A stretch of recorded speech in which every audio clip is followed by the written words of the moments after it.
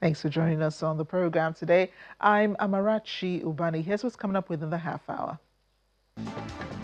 Leaders react to the new US-Iran peace deal that will be signed on Friday in Geneva, Switzerland. Russian airstrikes killed at least 11 people across cities in Ukraine. Plus, anti-G7 protesters accuse world leaders of profiting from global conflict ahead of the summit in Geneva. Let's begin the world today. U.S. President Donald Trump says ships are starting to move through the Strait of Hormuz hours after the U.S. and Iran agreed a peace deal, which is expected to be signed on Friday, June 19th. Writing on his Truth Social handle, the U.S. president said they're going along the Southern Highway, which is totally safe, secure, and pristine. He also highlights that there are other areas of travel also. Trump was first to announce the deal with Iran coming on Sunday on his 80th birthday. He had also promised that the Strait of Hormuz would be reopened and that the U.S. naval blockade of Iran will end.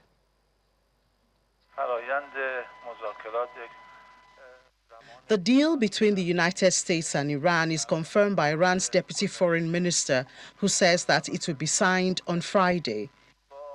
Speaking in an interview on television, he says the first point is the immediate and permanent end of the war and military operations, in fact, on various fronts, including Lebanon. Israel says it is not a party to the deal. Media reports have pointed to a 60-day ceasefire, the reopening of the Strait of Hormuz, and an end to the U.S. naval blockade, sanctions relief for Iran, and talks on Iran's nuclear program. According to the Pakistani Prime Minister, the deal was the immediate and permanent termination of military operations on all fronts, including in Lebanon.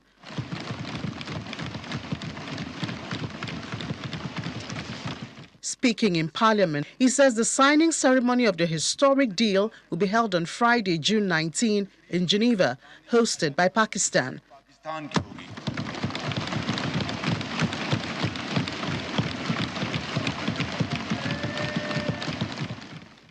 There have been reactions to news of the deal. China, which has been watching from the sidelines, through its foreign ministry, voiced its support for the Memorandum of Understanding. The ministry's spokesperson, Lin Jiang, said that China hopes that the U.S. and Iran will sign the first phase Memorandum of Understanding as scheduled, and that all relevant parties would adhere to the peaceful choice and resolve the issue through dialogue and negotiation. The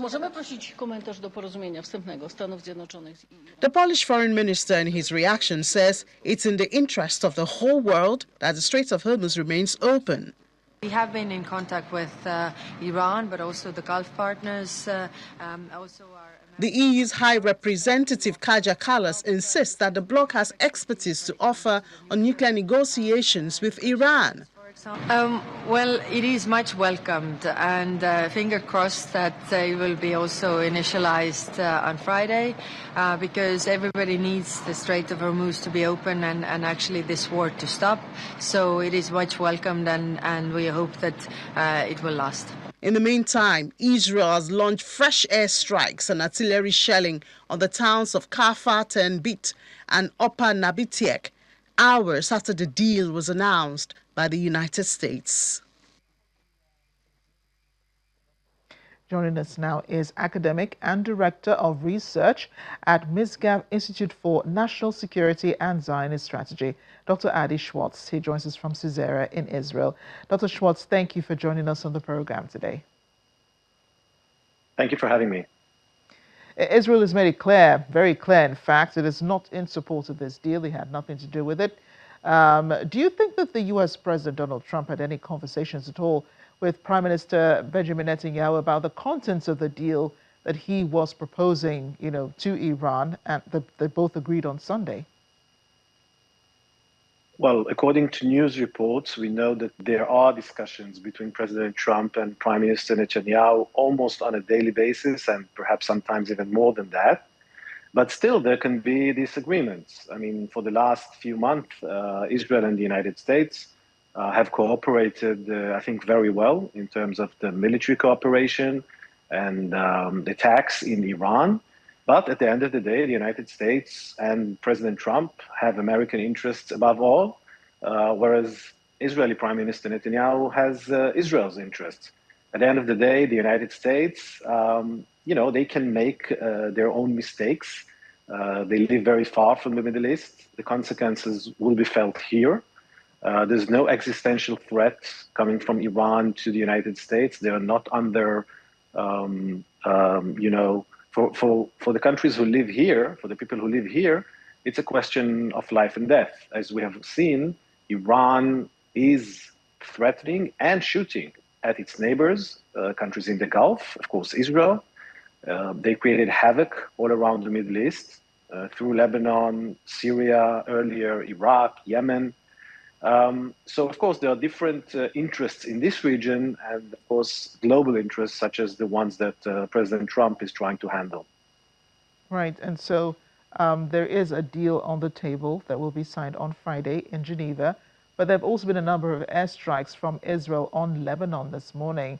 Does that presuppose that Israel will continue airstrikes on Lebanon against Hezbollah militants despite this deal? And how could that affect the implementation of the deal that will be signed on Friday? It's a very good question. I think it was a mistake, first of all, to connect these two arenas. I don't think that we should give a veto power to Iran on another country. Lebanon is a sovereign country. It doesn't make any sense to connect these two arenas. And we have to remember that the problem in Lebanon is Hezbollah.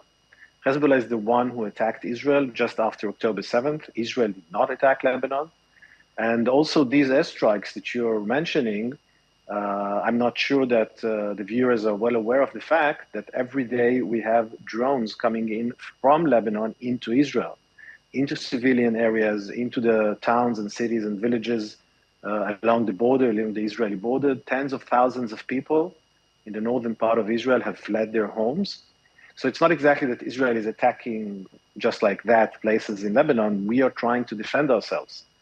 And I think it should be expected, and it only should be normal, that if Hezbollah continues to pose a threat to the northern part of Israel, then of course Israel should take all necessary means to protect the citizens and the safety of the northern part of the country. The Strait of Hormuz has been reportedly open, according to President Trump this morning. Oil prices have also fallen, reacting to the announcement of the deal. Do you at least praise the U.S. president for, helping to avoid what some analysts have called the prolonged energy shock that was imminent if this hadn't happened? Of course, I understand the global impacts on the energy market and other issues. Of course, that's very clear. The only problem is that if we let any country, by the way, not only Iran, but in this case Iran, which is a fundamentalist Islamic regime, if we let them have this power over one of the main straits, as we saw in Hormuz, then what will happen next time when they're not very happy with something? They will again stop the commerce going through that straits. So we have created some kind of a precedent. So I'm happy that the commerce is again and the oil and ships are going again. But what kind of precedent? What have we shown that a terrorist regime, which had killed tens of thousands of its own people, attacked recklessly and unprovokedly all its neighbors in the Gulf region? Remember that they attacked the UAE, Saudi Arabia, Qatar, Bahrain, etc. And now they're getting some kind of a prize for that? What kind of a message does it send all over the world? Are we going to see now the Gibraltar Straits, Algeria, for example, trying to stop the commerce there, or in Asia? So I think this is a very, very problematic precedent, especially since we have seen what this regime is capable of. Yes, so in the end, do you think this was a good deal? I mean, according to the Pakistani Prime Minister, one of the items in the deal is for, a conflict to stop on all fronts including in Lebanon, and which we have seen Israel making a point this morning with those airstrikes? So to be very honest, I think that we must be aware that we haven't seen the exact details. So we have seen all kinds of reports from Iran, but we haven't seen the document itself. I hope that we will be able to see it before Friday. But I think that no deal was actually better than a bad deal. So I think that we shouldn't have given the Iranians any kind of, solving their problems, actually. They had internal problems, they had problems all over. And I think that this kind of regime, we should have continued, the United States and the international community should have continued the blockade, the economic sanctions.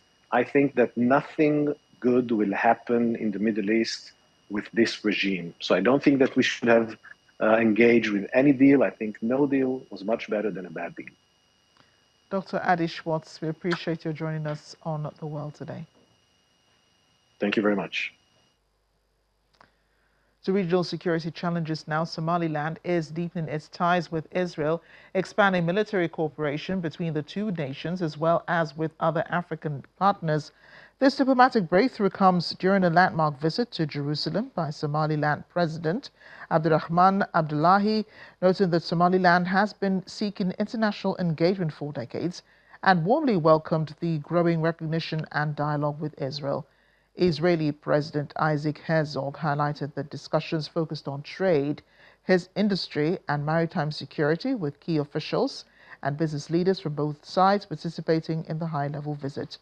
President Abdullahi described the meeting as a historic milestone, noting that it marks the first official visit by a Somaliland leader to Israel. Somaliland declared independence from Somalia in 1991, following the collapse of the central government in Mogadishu, and has since operated as a self-governing territory. However, it remains internationally unrecognized as an independent state by any United Nations member. At least 15 people have been reportedly detained after hundreds gathered in London to protest the Great Israeli Real Estate Event, a property exhibition advertising the sale of land in Israeli settlements within the West Bank. Protesters gathered outside the Edgware United Synagogue, where the event was being held, holding flags and signs emphasizing that under international law, Israeli settlements in the occupied Palestinian territory are illegal, while urging the British government to take immediate action against such events. During the demonstration, pro-Palestine protesters and Israeli supporters faced off, prompting the deployment of dozens of police officers to the area to maintain order. More than 100 British parliamentarians had previously called for the event, organized by the My Home in Israel real estate agency, to be cancelled, while Amnesty International UK stated that allowing settlement-linked property sales in Britain goes against the UK's consistent position that Israeli settlements are illegal under international law and represents a barrier to negotiate a two-state solution.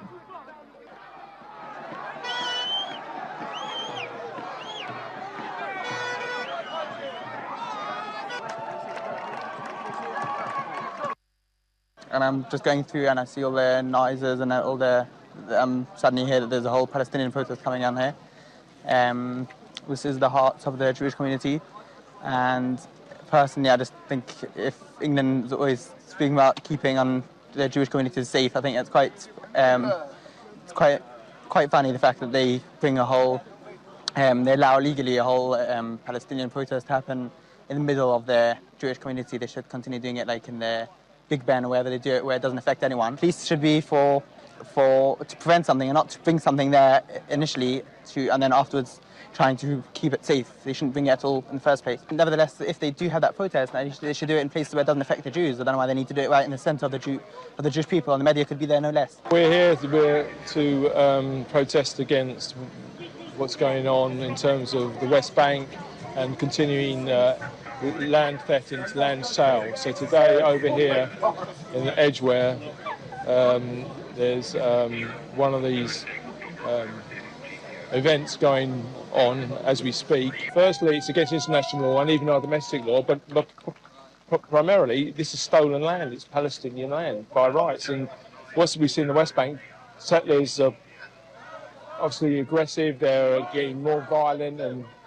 pulling people out of their villages and homes, just enacting terrible violence and theft. Our government said that they agree that what's happening in the West Bank is illegal, that they would have shut the event down, but they just haven't bothered to do that. So we, as you see here, the protesters have had to come out today. Staying in the UK, the Prime Minister Keir Starmer has announced a social media ban for children under the age of 16 by spring 2027. The government says Snapchat, TikTok, YouTube, Instagram, Facebook and X are among the platforms affected. Its regulation, the government hopes to pass by late December. Mr. Starmer says the government would go further and take world-leading action of gaming services and live streaming platforms.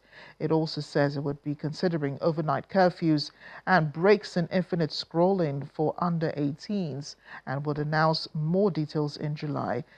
Prime Minister Starmer says the upcoming ban was influenced by the experience of Australia, which in December became the first nation to ban people under 16 from social media. Something I do lightly, and I will not present it as cost-free, as if social media has brought no benefits to young people, because clearly that is wrong. But government is always about choices. And it's clear to me that a full ban is the right choice. Now, I come to it as a parent myself. I know exactly the fears that we all feel when we're thinking about this issue. You know, all I've ever wanted for my own children, hand on heart, is for them to be happy and for them to be safe.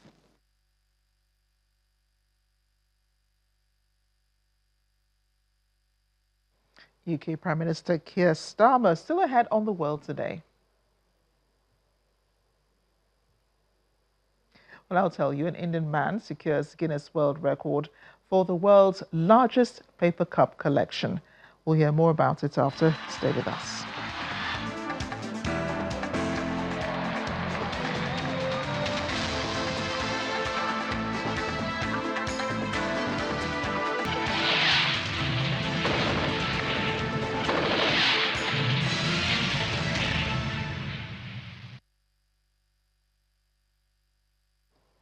Welcome back to The World Today. In Britain, the United Kingdom has announced the appointment of Peter Vowles as the new British High Commissioner to Nigeria, succeeding Dr. Richard Montgomery. The announcement was made in a statement by the Foreign, Commonwealth and Development Office, noting that Vowles will officially assume his role in September of 2026.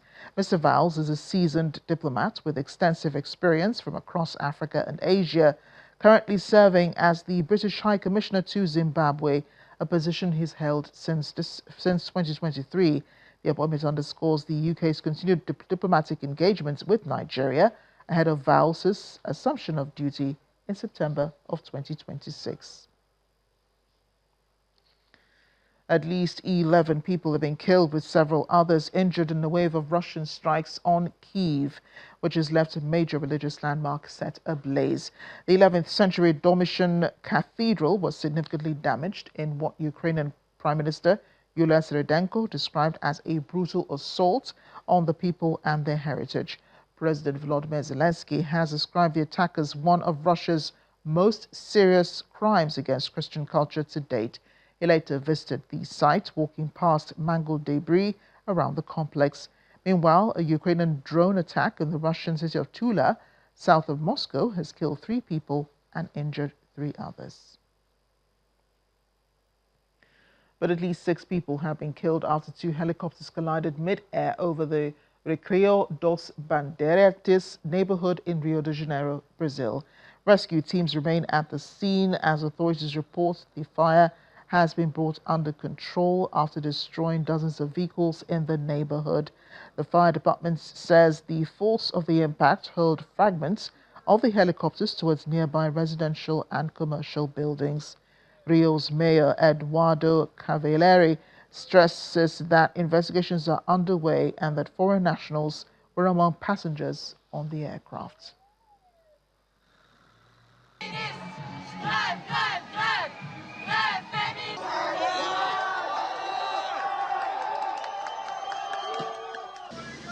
Ahead of the G7 summits, anti-G7 protests are going on in Geneva. They turned violent after demonstrators clashed with police. Around 20,000 demonstrators initially gathered for a peaceful march through the city carrying banners, flags and placards. However, tensions escalated as several protesters criticized the government, accusing world leaders of profiting from global conflicts and perpetrating endless wars.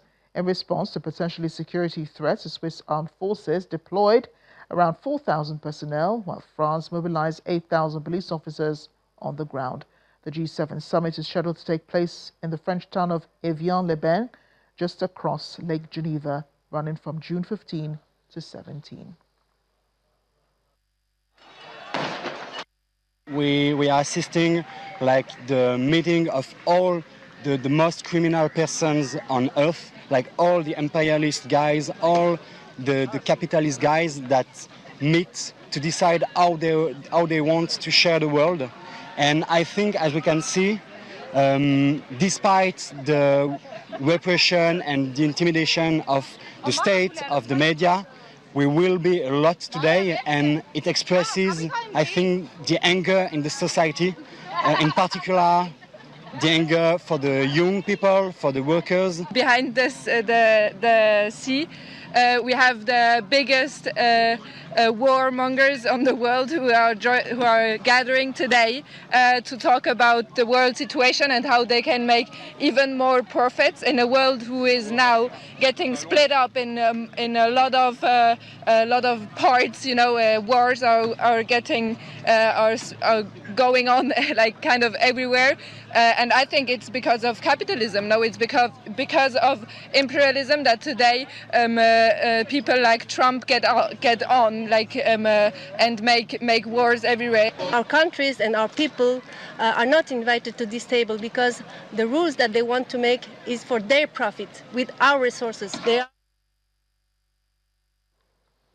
As Africa accelerates its manufacturing and digital transformation journey, industry leaders, policymakers and technology experts gathered in Johannesburg for the 36th Banking, Financial Services and Insurance Innovation and Technology Summit. The event is focusing on how emerging technologies, innovation and cross-sector collaboration can strengthen financial systems. Delegates say investment in infrastructure and stronger partnerships between the public and private sectors are critical. One of the challenges that we have been always having is how do we move the things that we want, or the parts or the intermediate products that we want to come in, and how can we quickly get out whatever we have made to the rest of the world for our exports. So quite key to that is not only the issue of let's say transit, but it's also about the ports. It's also about the systems. How do things move quickly? Because in today's day and age, also because of connectivity and the use of the internet, so I can do a design here, but then a design is just a design. Physical goods needs to move. Physical plans needs to move. And we've got companies in this country who are doing assembly plans for places around the world. And as we close the program today, Indian social worker Sunil Joseph has secured a Guinness World Record for the world's largest collection of what? Paper cups. Officially verified in December 2025, the 57-year-old's collection includes 858 unique paper cups from 31 countries, the result of a lifelong passion for collecting unusual items from around the world.